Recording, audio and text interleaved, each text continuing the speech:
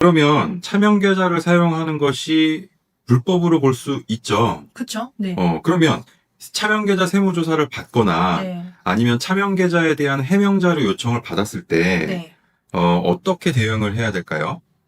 세무조사나 아니면 해명 안내문을 받게 되는 경우가 되신다고 한다 그러면 사실 기간적인 측면에서 보통 많게는 5년까지도 해명해야 되는 대상 기간이 되기 때문에 굉장히 좀 어려움에 처하실 수밖에 없어요. 왜냐하면 그 대상이 되는 기간 동안에 그 차명 계좌의 입출금 내역을, 특히 이제 입금 내역을 내가 이 부분이 매출 부분인지 아닌지, 만약에 아니라고 한다 그러면 아니라는 근거 하에 소명 자료를 제출하셔야 되기 때문에 사실 굉장히 쉽지는 않은 상황에 처하신 건 맞습니다. 예.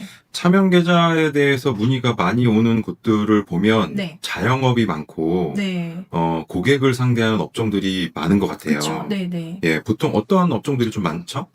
예를 들면 뭐 그러면 이런 분들 같은 경우에는 뭐 저희도 이제는 뭐 레슨도 받고 뭐 피트니스, 필라테스 뭐 이런 것들 하지만 가면 이제 일반적으로 생각하는 게 뭐냐면은 할인이라는 거를 생각을 하거든요.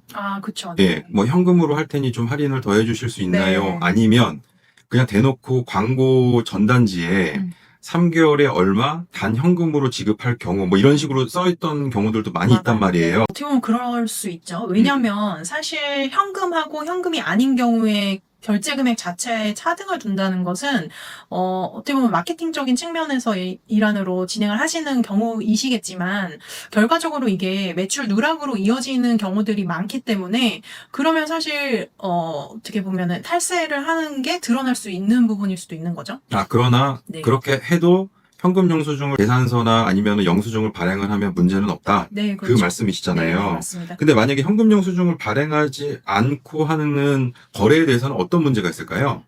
그 미발급 자체에 대해서 붙는 가산세가 20%에 해당을 하게 됩니다. 그러면 10만 원 매출을 누락한 부분에 대해서 2만 원이 가산세로만 발생을 하다 보니까 사실 세금이 굉장히 커질 수가 있는 상황이 되는 거죠. 근데 그 20%가 차명 계좌에 담겨져 있었다 네. 하면은 더 큰 문제가 생기는 거네요. 네, 그렇습니다. 그러면 이런 얘기들이 있어요. 세무조사 받는 것보다 5년치 해명하는 것들이 요즘엔 5년치가 많더라고요. 네. 그렇게 해명자료 제출 안내문을 그러니까 제출하는 것들이 훨씬 더 어렵다고 하거든요. 네네. 예, 좀 설명 그러실 수 부탁드리겠습니다. 있죠. 왜냐하면 일단 세무조사라는 것은 기간이 정해져 있습니다. 물론 내가 해명을 해야 되는 기간이 명시가 되어 있고 정해져 있긴 하지만 그런 부분들이 또 연장이 될 수 있는 부분이 있고 그러다 보면은 실질적으로 체감은 세무조사를 받는 거에 상응하는 그런 체감을 하시는데